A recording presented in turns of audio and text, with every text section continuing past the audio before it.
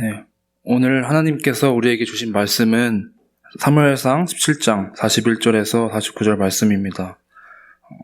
제 성경으로는 구약 438페이지에 있습니다.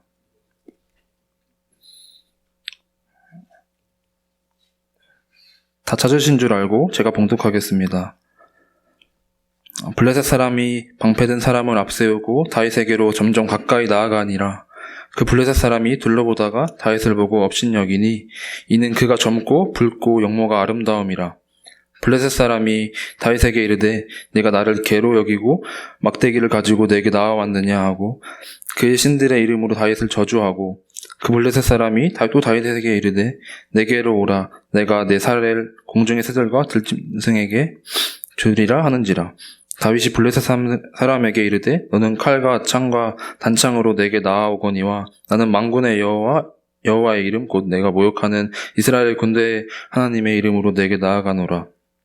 오늘 여호와께서 너를 내 손에 넘기시리니 내가 너를 쳐서 내 목을 베고 블레셋 군대의 시체를 오늘 공중의 새와 땅의 들짐승에게 주어 온 땅으로 이스라엘의 하나님이 계신 줄을 알게 하겠고 또 여호와의 구원하심이 칼과 창에 있지 아니함을 이 무리에게 알게 하리라. 전쟁은 여호와께 속한 것인즉 그가 너희를 우리 손에 넘기시리라. 블레셋 사람이 일어나 다윗에게로 마주 가까이 올 때 다윗이 블레셋 사람을 향하여 빨리 달리며 손을 주머니에 넣어 돌을 가지고 물매로 던져 블레셋 사람의 이마를 치매 돌이 그의 이마에 박히니 땅에 엎드러지니라. 아멘. 주님의 말씀입니다. 수요예배 때 잠깐 제가 언급을 했는데요. 지난 화요일에 LA에서 아주 너무 충격적인 안타까운 그런 죽음의 사건이 있었습니다. 그 LA 가디나 지역에 제가 미국을 LA로 왔거든요. 그래서 LA에서 이사만 한 4-5번 한 것 같은데요. 사역지에 따라서 이렇게 옮겼는데 토렌스 옆에 가디나라는 곳이 있습니다. 작은 도시인데요. 여기에서 그 아내와 딸을 살해하고 자살한 50대 어느 전도사님 이야기가 크게 기사가 났습니다. 거기 3월 7일자 미주 한국일보 기사에 보니까 내용이 이렇더라고요. 한인 대형교회에서 전도사로 근무하고 있는 50대 한인 목회자가 부인과 어린 자녀를 살해하고 스스로 목숨을 끊는 충격적인 사건이 발생했다. 가디나 경찰국에 따르면 지난 3일 한인 남성 정모 씨가 부인과 자녀를 살해하고 스스로 목숨을 끊은 가족살해 및 자살 사건에 대한 수사를 벌이고 있다. 가디나 지역 D교회 출석 교인들에 따르면 이 교회에서 전도사로 근무하던 정모 씨가 지난 3일 저녁 가디나 자택에서 부인과 자녀를 살해하고 스스로 목숨을 끊었다. 가족과 함께 숨진 정 전도사는 1.5세로 영어권이며 청년 시절부터 20년 넘게 D교회에 출석했으며 몇 년 전 중고등부 전도사로 부임해 영어권 2세들의 교육을 담당해 온 것으로 전해졌다. 너무나 안타까운 일이 아닐 수가 없습니다. 이런 극단적인 상황이 아니더라도 적잖은 크리스찬들이 때로는 저희들이 크리스찬에도 불구하고 염려나 절망과 어떤 낙심, 시기, 질투 등등의 영향을 받아서 패배하고 좌절하는 그런 삶을 살기도 하는 것이 부인하기 힘든 현실인 것 같습니다. 이런 안타까운 소식을 듣는 중에 제가 지난주에 수요예배 마치고 우리 스튜던트 지체들 중간에 이제 열심히 훈련받고 사역하고 있어서 중간에 저희 수슨 무원 글로벌이 CCC 국제 CCC 산하에 있거든요. 그래서 그 국제 CCC 산하에 미국 CCC가 이름이 크루인데 크루 본부가 있는 올랜도로 지난 수요일 밤부터 토요일까지 비전 출입을 짧게 갔다 왔는데요.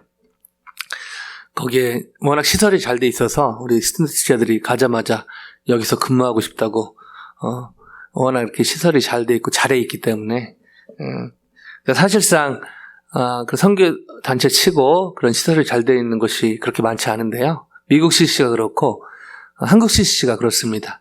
그 외에는 다른 데는 열악한 데가 되게 많거든요. 그럼에도 불구하고 또 감동적인 얘기들을 제가 듣게 되는데요.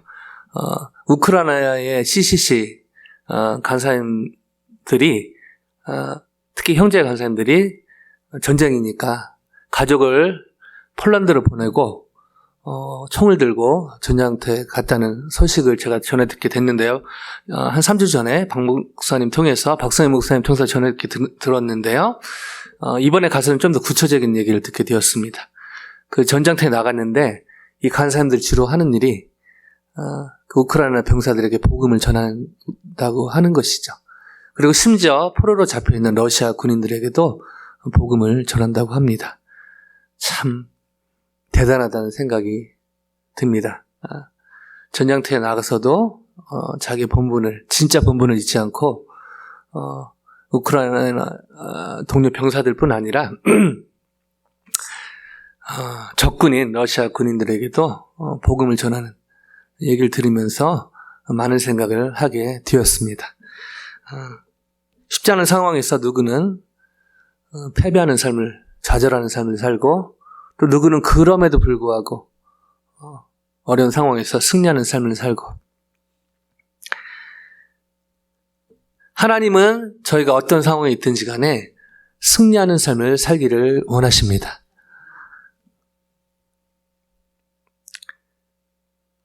제가 여러 어려운 시간들을 보낼 수 있지만 결국 하나님의 라스트 골은 하나님 믿는 사람들이 승리하는 삶을 사는 것이죠.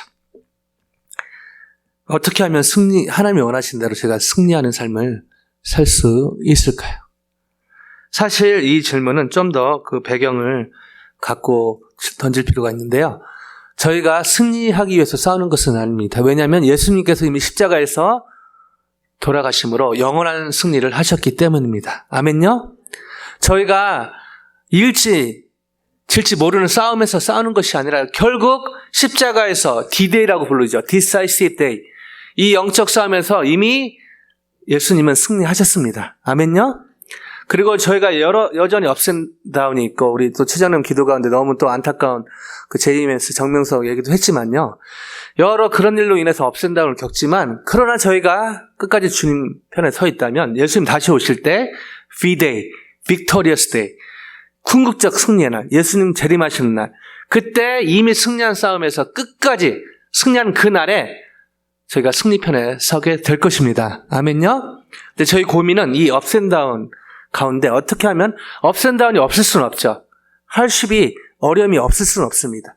이럼에도 불구하고 건강에, 재정에, 관계에, 캠퍼스에서, 직장에서, 가정에서 여러 업앤다운이 있지만 그럼에도 불구하고 이미 주님께서 승리하신 승리의 삶에 어떻게 얹혀서 저희가 갈 것인가, 어떻게 이 웨이브를 탈 것인가, 이 질문을 던지는 것이죠.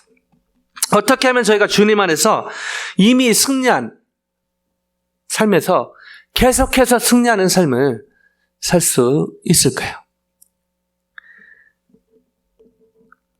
이 질문을 가지고 오늘의 본문 안으로 들어가 보길 원합니다. 오늘의 본문은 크리스찬들뿐 아니라 비기독교인들도 너무너무 잘 아는 그 다윗과 골리앗의 싸움 장면입니다.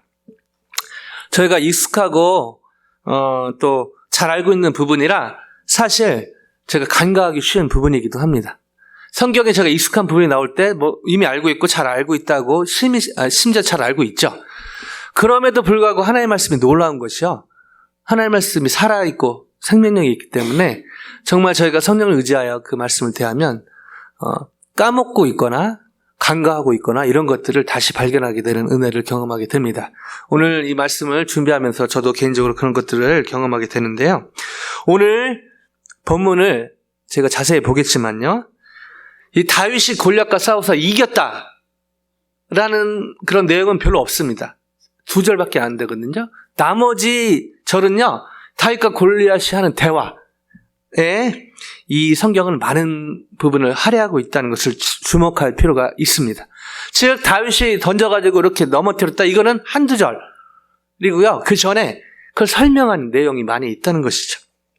실제 전투 과정이나 결과는 짧게 기술한 채 두 사람이 출전을 통해서 그들이 나온 대화를 좀 길게 일부러 이 사무엘의 저자는 이것을 늘렸다는 것이죠. 성경에 그 어떤 내용도 대충 그냥 이렇게 쓴 것이 없습니다. 다 이유가 있는 것이죠. 자, 분명히 어떤 본질적인 영적인 상태의 어떤 차이점을 두드러지게 하기 위해서 그랬다는 것을 쉽게 저희가 파악하게 되는데요. 이 부분을 염두에 두고 오늘의 본문 안으로 들어가 보길 원합니다. 자, 41절. 우리 승민이가 잘 읽어줬는데요. 다시 한번 읽어봅니다. 시작. 블레셋 사람이 방패든 사람을 앞세우고 다윗에게로 점점 가까이 나아가니라. 블레셋 사람이 즉 이 골리앗과 이 다윗이 마주하게 되는 이 상황인데요. 다윗을 대하는 장면인데 42절에 블레셋의 대표 골리앗이 이렇게 대합니다. 42절요. 시작. 그 블레셋 사람이 둘러보다가 다윗을 보고 업신여기니 이는 그가 젊고 붉고 용모가 아름다움이라. 이 싸움은 블레셋과 이스라엘의 운명을 좌우하는 아주 중요한 싸움이었습니다. 싸움하는 여러 형태가 있는데 이때 블레셋에서 제안한 게 대표 뭐라고 해야 되나요? 일본말로 오야붕이라고 해야 되나요? 뭔가 이렇게 나와서 대표끼리 한 맞짱 뜨자 뭐 이런 느낌이죠.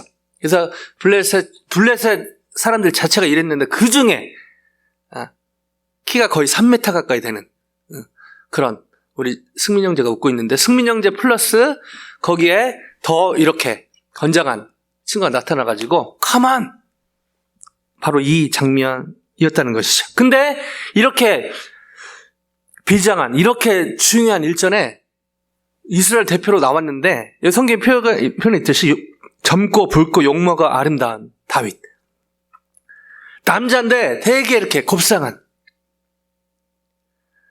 그런 꼬마 같은 사람이 나오니까 얼마나 이 골리앗 보기에 얼마나 블레셋 사람들 보기에 얼마나 이게 비웃음이 그냥 나왔겠죠. 자, 이런 상황에서 골리앗은 다음과 같이 저주합니다. 43절인데요. 시작. 블레셋 사람이 다윗에게 이르되 내가 나를 개로 여기고 막대기를 가지고 내게 나왔느냐 하고 그의 신들의 이름으로 다윗을 저주하고. 자, 저주를 했는데요. 그 뒤에 내용 보면 네가 나를 개로 여기고 개를 나라마다 미국적인 관점에서 저걸 보면 좀 이해가 안 되죠. 개로 보면 거의 가족같이 심지어 유산도 막 넘기는 그런 게 아니라 개. 이 당시 이 개는 이방인을 개로 여길 정도로 아주 비천한 존재였다는 것이죠. 네가 나를 개로 여겨? 그리고 나 이렇게 풀무장하고 왔는데 막대기? 그냥 이렇게 양치는 그 막대기를 갖고 온 것이죠. 그러면서 비아냥거리면서 그의 신들의 이름으로 다윗을 저주하고 이 당시 컬처 중에 하나가 본인들이 시인들을 조종할 수 있다는 그런 컬처가 있었다는 것이죠. 그래서 신들을 조종해서 다윗을 저주한 것입니다. 자, 이러면서 말을 이어가는데요. 44절입니다. 시작. 그 블레셋 사람이 또 다윗에게 이르되 내게로 오라. 내가 내 살을 공중의 새들과 들짐승들에게 주리라 하는지라. 자, 온갖 저주의 말로 사기를 지금 꺾으려고 지금 하고 있는데요. 자, 여기에 그 뒤에 내 살을 공중의 새들과 들짐승들에게 주리라. 이것은 그 당시 어떤 패전국의 장수나 그 적국의 큰 죄를 범한 사람에게 시행하던 관습이었습니다. 그래서 반드시 질 것이다. 크게 질 것이다. 이걸 역설적으로 비아냥거리면서 얘기한 것이죠. 그러니까 골리앗은 할 수 있는 최선으로 사실 골리앗이 한 말은 틀린 말은 아니었습니다. 골리앗 보기에 일반적으로 보기에 말이 안 되는 것이죠. 그냥 동네 싸움도 아니고 나라와 나라 싸움에 블레셋 사람들도 건장했는데 그 중에도 최고인 골리앗이 나왔는데 이쪽에서는 일부러 제일 약한 사람을 보낸 것처럼 싸우고 있다는 의욕이 없는가? 별의별 생각이 드는 것이죠. 그래서 골리앗은 할 수 있는 저주의 말로 최선으로 본인이 할 수 있는 저주를 한 것입니다. 자, 이때 이 비웃음을 듣고 있던 다윗은 이렇게 반응합니다. 45절요. 시작. 다윗이 블레셋 사람에게 이르되 너는 칼과 창과 단창으로 내게 나아오거니와 나는 만군의 여호와의 이름 곧 내가 모욕하는 이스라엘 군대의 하나님의 이름으로 내게 나아가노라. 자, 다윗은 이런 상황에서, 그러니까 누가 봐도 말도 안 되는 상황에서 이렇게 얘기합니다. 너는 칼과 창과 단창으로 내게 나오거니와. 칼과 창과 단창. 다윗이 보기에도 그 당시 싸움에서 사실은 싸울 때 제일 필요한 것들이었죠. 아무리 이렇게 건장해도 사실 이런 무기가 없으면 불리한데 거구였음에도 불구하고 할 수 있는 무장을 다 하고 나온 것을 얘기합니다. 그 당시 상황에서 가장 준비할 수 있는 최선의 그 무장을 하고 온 것을 얘기하고 있는 것이죠. 칼과 창과 단창. 세상에 그 당시 갖출 수 있는 최선의 무기를 갖고 온 것을 얘기하고 있는 것입니다. 그렇게 얘기하면서 다윗은 그 유명한 이런 말을 하는 것이죠. 나는 만군의 여호와의 이름으로 네가 모욕하는 이스라엘 군대 하나님의 이름으로 네게 나아가노라. 자, 여기서 오늘의 설교 제목도 잡았는데요. 저호바 체바오트, God of Almighty, God Almighty, Lord Almighty. 다른 성경에서는 이거를 God, Lord of the Host, H-O-S-T-S. 호스트가 주인 그런 것도 있지만요. 군대라는 의미가 있거든요. 군대들의 하나님. 직역을 하면 군대들의 하나님. 여기에 체바오트는요. 군대, 집단, 대량, 대중이란 의미가 있습니다. 천사들이나 천체, 하늘의 군대, 또 땅 위에 있는 것들을 언급할 때 이 체바오트라는 단어를 그 당시 썼다는 것이죠. 즉 저호바 체바오트라는 말은 천군 천사를 거느리시고 만군을 호령하시는 하나님. 오늘 개역 개정에 나와 있듯이 만군의 여호와의 이름으로 나왔다고 다윗은 얘기합니다. 그러면서 이 이름을 의지해서 다윗은 다음과 같이 골리앗을 대항하는데요. 46절에 이렇게 대항합니다. 46절요. 시작. 오늘 여호와께서 너를 내 손에 넘기시리니 내가 너를 쳐서 내 목을 베고 블레셋 군대의 시체를 오늘 공중의 새와 땅의 들짐승에게 주어 온 땅으로 이스라엘의 하나님이 계신 줄 알게 하겠고. 아멘. 여호와께서 너를 내 손에 넘기시리니의 원어는 물리쳐 승리하다는 말이 있습니다. 그냥 단순히 넘기는 게 아니라 물리쳐 승리하다. 즉 하나님께서 블레셋 사람들을 물리쳐 승리하게 하실 거라고 다윗은 확신을 한 것이죠. 자, 이를 계기로 뒤에서 더 이상 네가 모욕하는 하나님은 너네들에게 모욕받지 않아.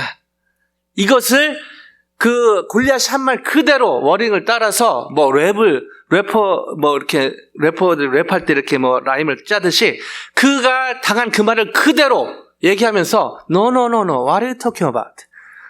내가 믿는 우리의 이스라엘 하나님은 니네가 그렇게 너한테 모욕당할 그런 하나님이 아니야. 라고 강력하게 확신에 찬 고백을 하는 것이죠. 그러면서 이런 확신에 찬 고백을 이렇게 이어갑니다. 47절요. 시작. 또 여호와의 구원하심이 칼과 창에 있지 아니함을 이 무리에게 알게 하리라. 전쟁은 여호와께 속한 것인즉 그가 너희를 우리 손에 넘기시리라. 우주의 모든 것이 하나님께 속한 것처럼 이 전쟁도 마찬가지. 너네가 얼마나 칼과 창과 단창을 많이 준비했느냐. 네가 얼마나 크냐. 얼마나 많냐. No. What are you talking about? It doesn't matter. 바로 이 싸움의 성패는 하나님께 달렸다. 놀라운 블레셋 사람들을 듣기에 말도 안 되는. 그러나 다윗은 이런 확신에 찬 얘기를 하죠. 그러면서 다음과 같이 이렇게 한 말을 근거로 이렇게 행합니다. 이게 이제 두 사람 대화하는 내용이고요. 이걸 근거로 여러분 잘 아시는 그 내용이 이렇게 48, 49절에 이렇게 이어집니다. 두 절 같이 읽어보십니다. 시작. 블레셋 사람이 일어나 다윗에게로 마주 가까이 올 때에 다윗이 블레셋 사람을 향하여 빨리 달리며 손을 주머니에 넣어 돌을 가지고 물매로 던져 블레셋 사람의 이마를 치매 돌이 그의 이마에 박히니 땅에 엎드러지니라. 그 49절 끝에 그의 이마가 박히니 땅에 떨어진다. 이렇게 표현되고 있는데요. 그는 그의 얼굴을 땅에 떨어뜨렸다는 의미인데 완전히 졌다, 죽었다, 완전히 망했다.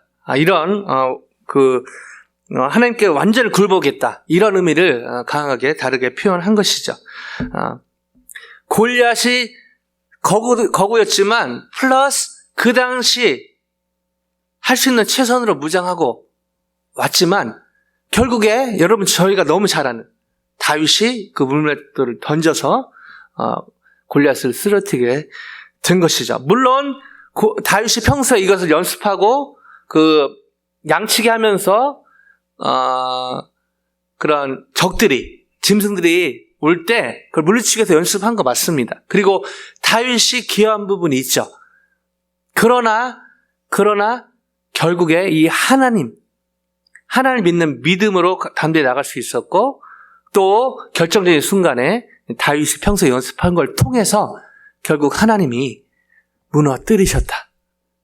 이것이 저희가 너무너무 잘 알고 있는, 그리고 여기서 얘기한 것처럼 이 결국 골리앗을 굴복시킬 수 있었던 것은 이거를 뭐 잘 준비해서 던진 부분도 제가 무시할 수는 없지만 사실은 골리앗을 넘어뜨리는 것 못지않게 기적은 다윗이 어느 누구도 이 골리앗 앞에 나가기를 두려워했거든요. 그죠?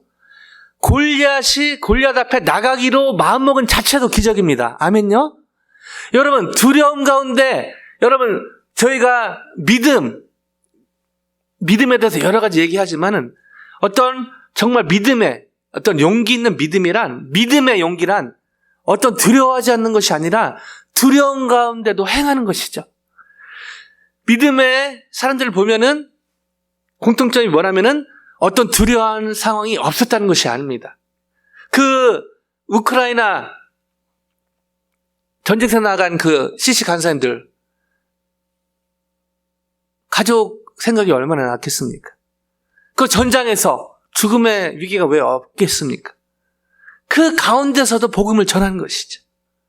그것은 전쟁이 주는 어떤 두려움보다 그런 두려움 가운데서도 행하게 하는 무언가가 있기 때문에 가능한 것 아니겠습니까? 다윗도 마찬가지예요, 사실은. 다윗이 골리앗을 두려워하지 않았다? 거짓말이죠. 그 두려움보다 더 큰 것이 있었다는 것입니다. 그것이 바로 저호바 체바오트, 만군의 여호와를 믿는 그 믿음이 더 강했다는 것입니다. 자, 여기에서 놀라운 제가 백그라운드를 좀 볼 필요가 있는데요. 이 저호바 체바오트는요, 성경에 282번 나옵니다. 오늘 본문이 그 중에 한 번이고요. 구체적으로 말씀드리면 사사기까지는 이 이름이 한 번도 언급이 안 돼요. 그리고 사무엘상에서 처음 이 이름이 언급이 됩니다. 나중에 그게 어딘지 같이 볼 건데요. 자, 이 저호바 체바오트는 사무엘상하, 열왕기상하, 역대기상하에 18번이 언급이 됩니다. 그리고 시편에서 15번이 언급이 됩니다. 그리고 구약의 예언서 또 선지서라는 그 불리는 성경에서 집중적으로 대부분 언급이 됩니다. 구체적으로 이사야의 60번, 에레미야의 83번, 그리고 스가랴는 그렇게 장수가 많지 않은데도요, 무려 스가랴에서 52번이 언급이 됩니다. 무려 이 예언서, 선지서란 이 성경에 이 저호바 체바오트가 85%나 성경에 언급된 282번 중에 85%가 이 예언서, 선지서에 집중적으로 언급이 된다는 것이죠. 근데 놀랍게도요, 그 선지서 중에 쭉 언급이 되다가 한 군데 언급이 안 된 곳이 있습니다. 바로 에스겔서입니다. 지난주에 했죠, 에스겔서. 왜 쭉 언급되다가 에스겔서에서는 언급이 되지 않을까요? 그 이유는 여러 가지가 있는데 그 중에 하나가 이 이름은 하나님의 백성이 어떤 특별한 상황에서 있을 때 언급되었기 때문입니다. 자, 어떤 특별한 상황이었을까요? 오늘 본문이 큰 힌트가 됩니다. 저호바 체바오트는요, 하나님의 백성이 그냥 좀 힘들다, 좀 어렵다, 좀 걱정된다가 아닙니다. 목숨이 왔다 갔다 하는 극한 어려움, 한치 앞을 내다볼 수 없는 이러다 죽는 거 아닌가? 이게 끝인가?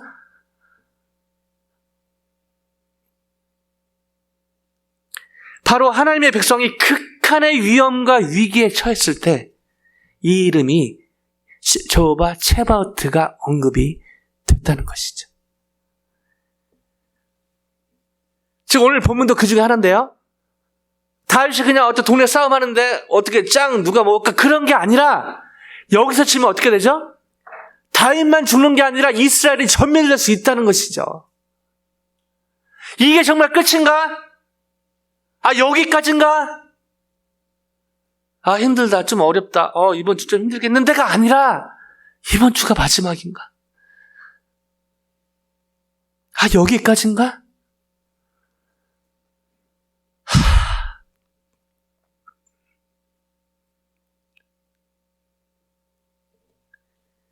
바로 하나님의 백성들이 극한의 위기, 극한의 위험, 경제적으로, 관계적으로, 건강적으로, 가족 가운데, 직장에서, 캠퍼스에서, 심지어 선교지에서 이게 끝인가? 이게 마지막인가? 앞뒤 좌우를 둘러봐도 도저히 해결책이 없을 것 같은 그때 바로 리빌된 이름이 저호바 체바오트, 만군의 여호와라는 것입니다. 여기서 저희는 서두의 질문에 대한 답을 찾게 됩니다. 어떻게 하면 주님 안에서 이미 승리한 삶에서 이 업앤다운, 그냥 업앤다운이 아니라 끝없는 나락, 정말 더 이상 소망이 없을 것 같은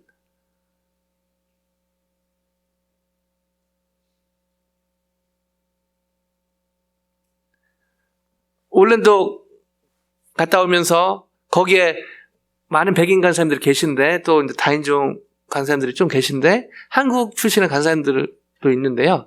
그 중에 한 분이 이수근 전사 학교 후배고 또 크루에서 사역하는 간사님인데 이분은 백인 결혼하고 또 자식들이 있긴, 딸 둘이 있긴 하지만 영어권이고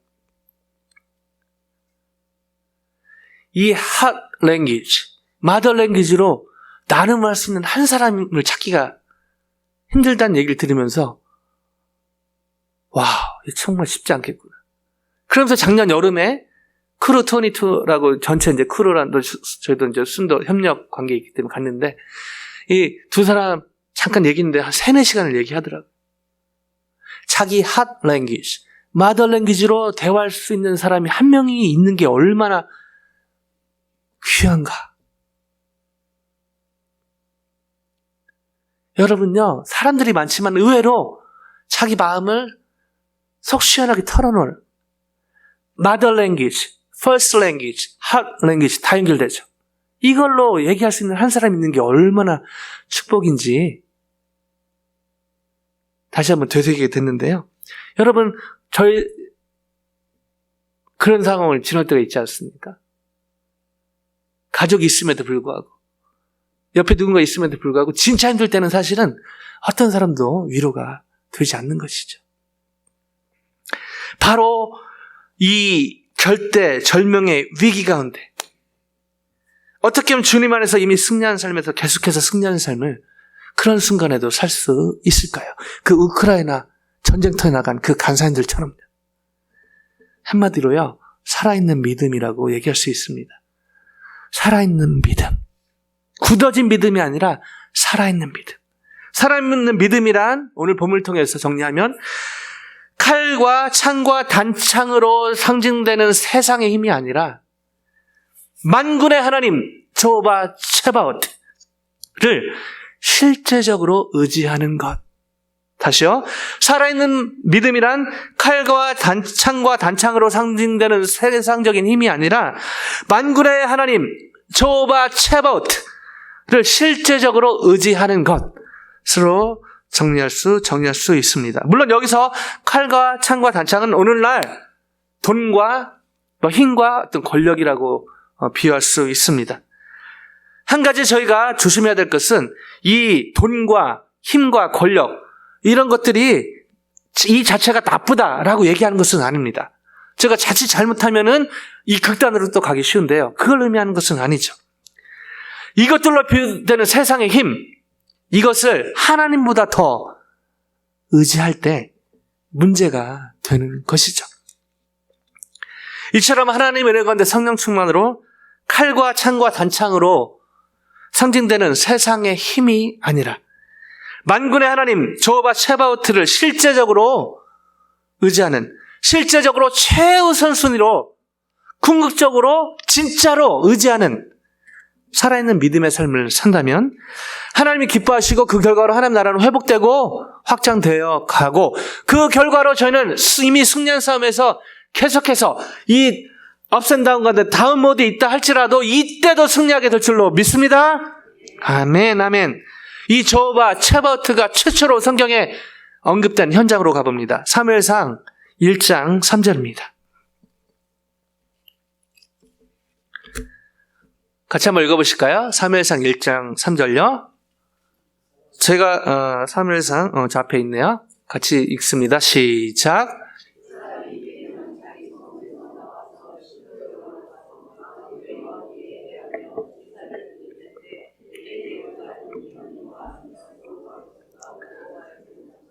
이 사람이 매년 자, 이 자기 사람은 성읍에서 저희가 나와서 너무 잘 아는 실로에 한나죠, 올라가서 한나. 만군의 자, 여호와께 예배하며 어떤 상황이죠? 제사를 드렸는데 자식을 엘리의 두 아들 허락- 호니와 비느하스가 하지, 하나님께서 여호와의 자식을 허락하지 않은 제사장으로 상황에서 거기에 있었더라. 심한 고통 가운데 있던 한나입니다.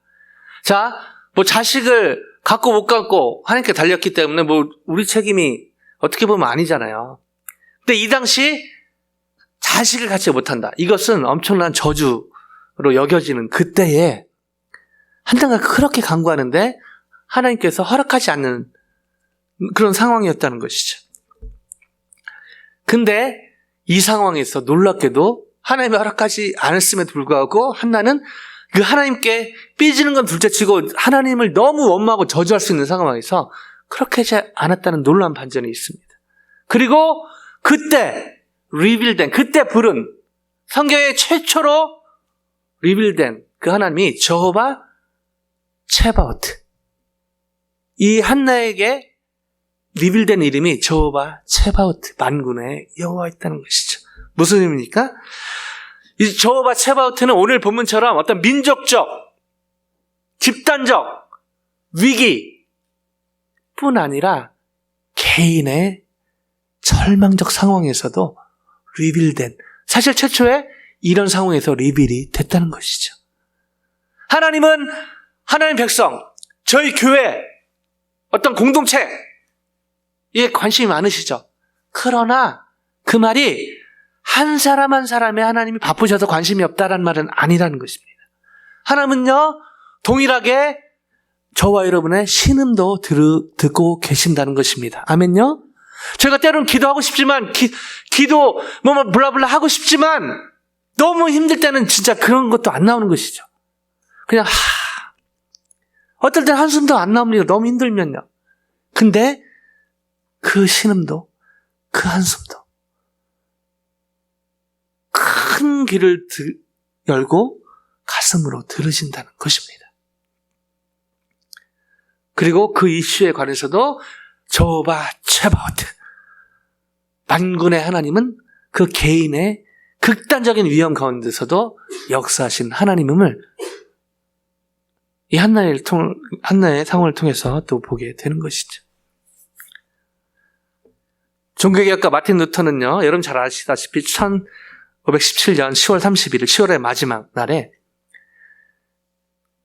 비텐베르크 성당 거기에 95개의 반박문을, 사실은 그 정황을 좀 더 들어가 보면은 평소에 이제 수업하기 전에 그 관련된 것들 거기 많이 붙였다고 합니다.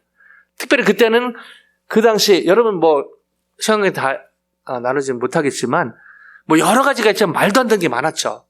연옥이란 개념을 만들어서 그 당시 그 동전 소리, 헌금하면 그 소리가 연옥에 들려서 거기 지옥 갈까 천당 갈까 기다리는 그 사람들, 친척들이 천당 갈 수 있다. 와우. 지금 생각하면 말도 안 되는 얘기인데요. 얼마나 그 사람들이 그 죽은 가족과 친구들을 살리고 싶었으면 그렇게 또 아까 우리 장로님 기도 중에 재임에서도 마찬가지죠. 사람들의 그런 미묘한 심리를 이용하는 것입니다. 악용하는 것이죠. 이건 안 된다. 그러면서 종교 계획을 일으킵니다. 근데 워낙 캐톨릭이 힘을 갖고 있었고 부패했지만 힘을 갖고 있었기 때문에 이 젊은 사제 루터를 이단으로 몰죠. 그래서 그때 황제 찰스 5세가 법정에 소환하면서 입장을 철회하라고 막 꼬시죠. 그때 이 재판장에게 마틴 루터는 이렇게 외쳤다고 합니다. 교황 앞이나 의회에서도 내 신앙을 버릴 수는 없다. 그들의 주장은 완전히 잘못되었고 모순되기 때문이다. 나는 하나님 말씀을 의지하고 확신함으로 결코 내 입장을 철회할 수 없다. 내게 다른 길은 없다. 하나님, 저를 도와 주시옵소서. 그 친구들이요, 엄청 말렸다고 합니다. 너 죽어. 그만하자.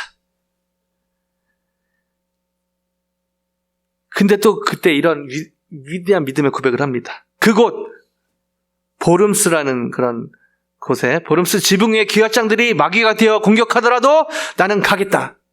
이 재판장에 가겠다고 결연한 의지를 표시를 한 것이죠. 격렬한 법정 싸움이 있을 이 보름스웨이가 있기 전날 루터는 너무너무 두려운 상황이지만 저호바 체버트를 의지하며 이런 고백을 드렸다고 합니다. 내 주는 강한 성이요 방패와 병기 되시니 큰 환난에서 우리를 구하여 내시리로다. 이것이 우리가 좀 이틀 성금송 때 부를 바로 찬송가 구유명한 585장이 지어지게 된 배경입니다. 내 주는 강한 성이요. 예배 시작할 때 찬양 끝나면서 나눠드렸던 시편 46편 1절에 이 말씀을 레임의 말씀으로 품고 이런 고백을 하고 실제로 종교개혁을 이어간 것입니다. 놀랍게도 이분의 고백이 한 사람의 고백으로 끊는 것이 아니라 놀랍게 어려움, 죽음의 고비. 나는 오늘 너무 바쁘기 때문에 오히려 3시간 더 기도해야겠다. 이런 결연한 의지를 갖게 되고 종교개혁을 시작을 하죠. 그러면서 놀랍게도 저희는 그 복을 누리고 있지 않습니까? 만군의 여호와, 저호바 체바오트를 의지했던 한 사람의 이 살아있는 믿음이, 또 믿음의 행동이 오고 오는 세대에 심지어 저희까지 영향을 받게 하는 놀라운 열매를 하나님이 맺고 계신 것입니다.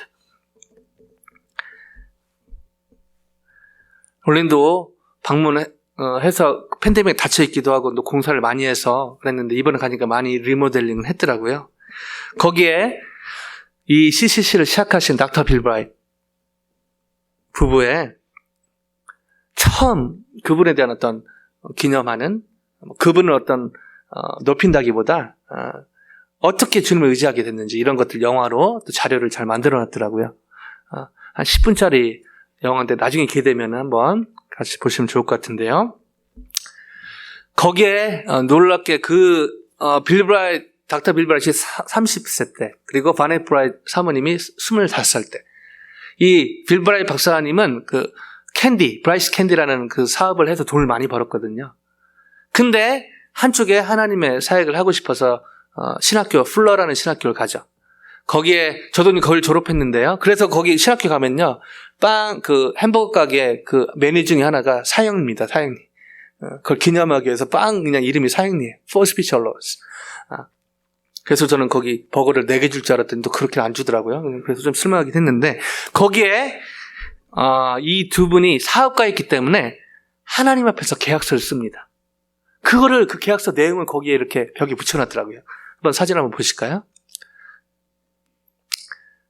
살아있는 걸 그대로, 살아있는 게 아니라 거기 살아있는 고백이 잘 보이시지는 않을 텐데, 저 내용인데요. 거기에 이제 보면은 주님의 노예로 살겠다부터 해가지고 주님이 가라는 데 가고 주님이 말하길 원하시는 걸 말하고 그렇게 쭉 쓰다가 뒤에 잘 안 보이지만 이런 표현이 있습니다. 맨 끝에 With your help, we will never again seek the praise or applause of man or the material wealth of the world. 당신의 도움으로, 여기에서 제가 와닿는 그 표현이 with your help, 당신의 도움이고요. 그 다음에 we will never again seek. 사람들의 어떤 칭송이나 박수, 그 다음에 세상의 어떤 물질적인 부를 다시는 추구하지 않겠다. 이 말이 너무너무 와닿습니다. 왜 그랬을까요? We will never again seek. 다시는 그걸 구하지 않겠다. 이 말이 너무 이렇게 와닿습니다. 왜냐하면 이 계약서 쓰기 전까지 이걸 찾았거든요. 돈 버는 게 재밌고 돈을 버니까 좋고, 그리고 여기에 I가 아니라 위로 고백하고 있거든요. 처음에 이 두 분이 이렇게 동일했지만 빌 브라이스는 이렇게 했고 사모님은 되게 더 인간적인 마음이 더 가요. 헌금을 많이 하겠습니다. 봉사를 많이 하겠습니다. 선교 열심히 하겠습니다. 보통 저희가 하는 헌신이지 않습니까? 이것도 귀하죠. 근데 남편이 쓴 거 보니까 이거는 너무한 거 아닌가? 주님의 노예로 살겠다? 개인 퍼스널 포지션, 개인 사유재산 갖지 않겠다? 성령 충만, 그거는 그렇다 치고. 너무 이게 자기가 생각해도 너무 익스트림하게 간 거 아닌가? 근데 기도하고 나서 결국 이 남편이 너무 결혼하니까 거기에 그냥 따라간 것이죠. 그러면서 이 사모님의 고백이 정말 와닿습니다. 이렇게 헌금 많이 하고 봉사하고 선교 최선으로 가면 되지 않나? 근데 남편의 이 고백 속에 성령에 이끌려 하는 고백을 부인할 수 없었다. 너무 본인이 힘들었지만 따라가는 것이 맞겠다라고 고백을 하면서 자기가 한 선택 중에 이 남편을 따라간 것. 그러면서요, 이 닥터 빌 브라이트의 무덤에 이 사람의 정의는 A slave of Jesus by choice 이렇게 나옵니다. 자발적으로 주님의 종. 그러니까 억지로 그냥 노예가 아니라 주님이 너무 좋아서. 근데 전에는 그게 보였거든요. 이번에 갔더니 이쪽도 보이더라고요. Beloved wife, mother, co-laborer for Jesus. 이게 바넷 브라이트. 이분도 중요하지만 이걸 동의했던 이분도 너무 귀하게 보이더라고요. 사랑하는 아내이자 엄마이자 예수님을 위한 동역자.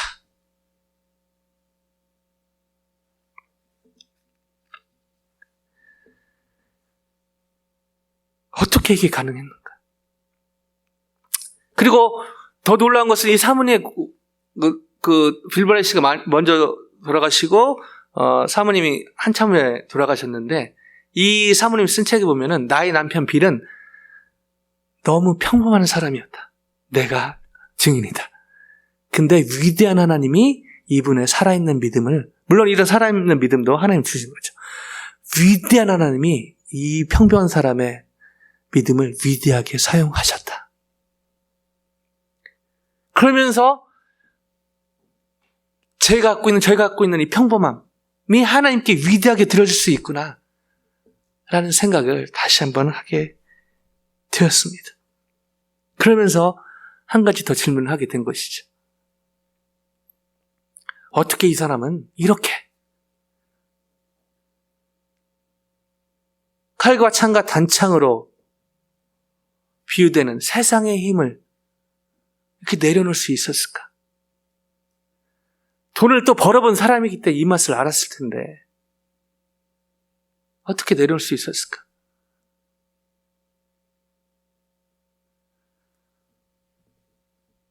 이런 고민이 확 들어왔는데 그때 이분의 비디오에 이 빌 브라이트 씨가 나이 들면서 본인의 삶을 나누는 거기에 울먹이면서 본인의 신학교 다녔다. 그때 그릭, 헬라 공부하다가 마태복음 28장 18절로 20절 예수님의 지상명령, Jesus Great Commission, 예수님의 마지막 부탁, 예수님의 유언. 제가 사실은 이 CCC 순회 제 삶을 드기로 한 그 원동력이 되는 그 말씀을 나누면서 우시더라고요. 할아버지가. 그때 하나님의 이제 성령의 도우심으로 제가 예수님을 인격적으로 더 깊이 만나게 되었습니다. 마태복음 18장 18절로 20절에 보면요. 19절로 먼저 가볼까요? 그러므로 너희는 가서 모든 족속을 모든 민족을 제자로 삼아 아버지와 아들과 성령의 이름으로 세례를 베풀고 쭉 나가는데 여기에 이제 하나님의 임재를 경험해서 그 뒤로 그 모든 걸 내려놓고 주님의 일을 하기로 그게 특별히 너희는 가서 모든 족속으로 제자를 삼아 이게 가슴에 꽂혔다는 것이죠. 근데 어떻게 또 꽂힐 수는 있지만 어떻게 그런 거 다 내려놓고 CCC라는 단체도 본인이 만든 게 아니거든요. 윌버 스미스라는 그 당시 신학교 다닐 때 교수님한테 지금 일어나고 있는 일을 나누니까 교수님 이건 하나님의 일이다. 성령의 행하시는 일이다.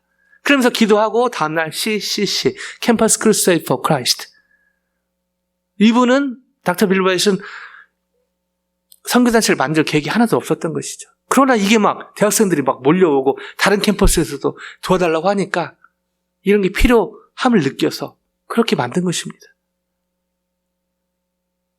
어떻게 이게 가능했는가? 19절에 그러므로 너희는 가서 모든 족속으로 제자를 삼아. 제자를 삼는 것. 너무너무 중요한 일이지만 너무너무 사실 쉽지 않거든요.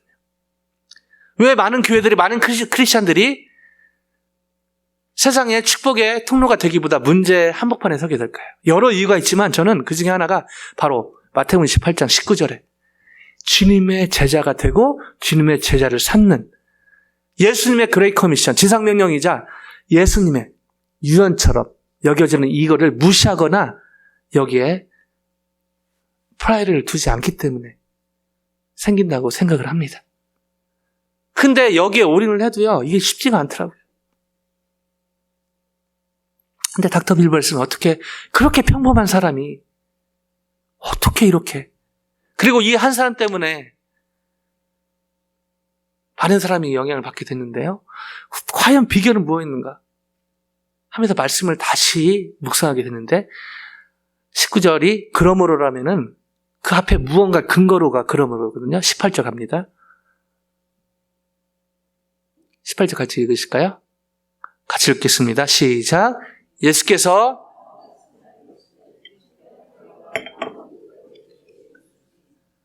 예수께서 나와 말씀하여 이르시되 하늘과 땅의 모든 권세를 내게 주셨으니 그러므로 너희는 가서 바로 가서 모든 족속 제자를 삼아 주님의 그레이트 커미션 예수님의 가장 위대한 명령이고 예수님의 심장에서 나온 제자들과 마지막 지상에서 만남의 마지막 할 말이 얼마나 많으셨겠습니까? 다 줄이고 저 말을 했는데 그래서 저 삶을 살기로 제가 올인을 했는데 이 살아보니까 쉽지가 않더라고요. 근데 어떻게 빌브레스는 이렇게 했는가? 결국 19절은 18절 없이는 불가능하다는 것을 깨닫게 됩니다.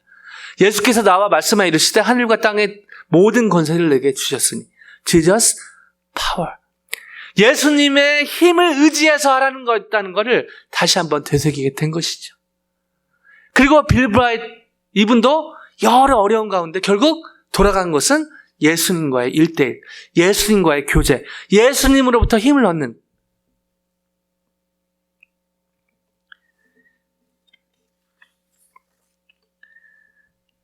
그래서 이 예수님으로 힘을 얻은 이 만군의 여호와가 리빌됐지만 이게 실현된 게 바로 예수님 안에 있지 않습니까? 아멘요?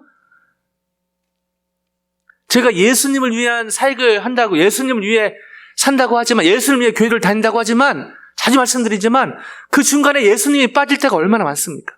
교회에서는 좀 있는 것 같아요. 예수님이 교회에서는 계속 목사님이 장로님들이 권사님들이 말씀하시고 격려하시고 하니까 교회 안에서는 예수님이 있는 것 같아요. 근데 저의 삶의 현장을 들여다봅니다. 나름대로 예수님을 위해 산다고 하는데 아이러니하게 예수님이 빠질 때가 얼마나 많은가요? 예수님을 위한 사역이라고 하는데 예수님을 의지하지 않을 때가 얼마나 많습니까? 놀랍게도요, 예수님 안에 이 만군의 여호와, 저호바 체바오트, 그 하나님의 신성이 예수님께 들어있다는 것입니다. 아멘요? 말씀을 마무리하길 원합니다. 벌써 3월입니다. 새해가 2달이 지나고 했는데 여러분 저의 삶을 잠깐 돌아보길 원합니다. 여전히 한숨 나는 상황이 많죠. 어떤 분들은 어쩌면 여기까지인가? 이게 마지막인가? 혼자 있을 때 이런 한숨을 쉬실지도 모르겠습니다. 그러나 그때가 바로 만군의 여호와 저호바 체바오트, 예수님을, 하늘과 땅의 모든 권세를 가지신 예수님을 더 깊이 만날 수 있는 기회인 것을 기억하시기 바랍니다. 빌브라이트 한 사람 통해 지금도 전 세계 2만 5천 명의 풀타임 사역자가 저를 포함해서, 또 우리 미나 간사님 포함해서 훈련받고 사역을 하고 있습니다. 그리고 20만 명이 넘는 사람들이 발런티어로 돕고 있습니다. 그리고 여러 사역 중에 예수영어라는 사역 통해서 0.4 밀리언이 아니라 빌리언의 사람들이 이 복음에 노출이 되었습니다. CCC, 크루를 자랑하려고 하는 말 절대 아닙니다. CCC는 제가 봐도 시시한 단체입니다. 하나님 앞에서요. 근데 이렇게 부족하고 연약한데, 저를 포함해서 이렇게 부족하고 연약한데, 그러나 이걸 시작하신 분들이 이름도 빛도 없이 우리 스팀터치들 포함해서 만군의 여호와 저호바 체바오트를 의지하는 사람들에 의해서 하나님의 나라는 회복되어 가고 확장되어 가고 있습니다. 동일하게 극단의 어려움에 있을지라도 이때가 바로 저호바 체바오트, 또 하늘과 땅의 모든 권세를 가지신 예수님을 더 인격적으로 깊이 체험할 기회임을 기억하고 승리하시는 한 분 한 분 되시기를 주님으로 간절히 축원드립니다.